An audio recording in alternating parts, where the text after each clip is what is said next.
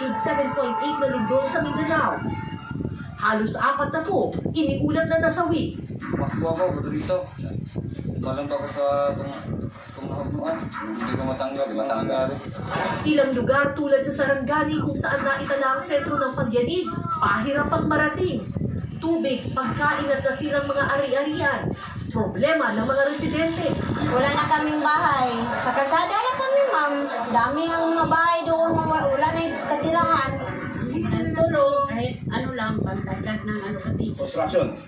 Ospital, wala ring takas sa pagyanig. Kaya daan-daang pasyente kinailangang ng ilikas. Pati panganganak ng isang babae,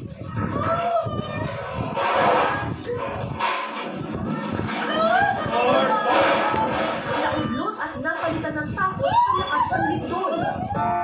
Pero mag-live-in sa Cotabato, pinatunayang love conquers all. Pagkasawi ng 2 miyembro ng Ateneo Men's Basketball Team, ipinagluluksa. Ina ng basketballistang si Rene Baterbonia, kinwestiyon ang pagkalunod ng anak sa gitna ng training. Kung alam ko lang na may training sila na ganyan, ma'am, kahit mahirap kami, hindi ko yun ipapahamag yung anak ko. Talaga. Itinuturong mastermind sa kalunos-lunos na pagpatay sa Koreanong negosyante na si Ji Ik-ju sa loob ng Camp Crame noong 2016, arestado. At Sparkle star Clea Pineda, planong ireklamo ang netizen na nagbanta sa kanya sa social media. Parang hindi ko na pinalagpas kasi sobra-sobra na yun.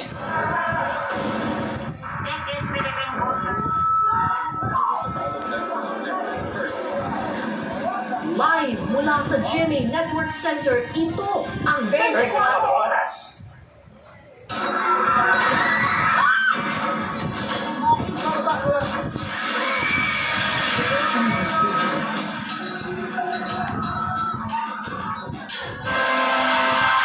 Magandang gabi, Luzon, Visayas at Mindanao. Mga kapuso, umakyat pa sa 37 ang nasawi dahil sa magnitude 7.8 na lindol na yumanig sa Mindanao kahapon. Pinangangambahang tataas pa ang bilang na iyan lalo't may mga lugar na hirap pa rin maabot dahil sa mga sira-sirang kalsada at tulay. Dagdag problema, mayat maya pa rin aftershocks na mahigit 1,300 sa uling tala ng Tibos.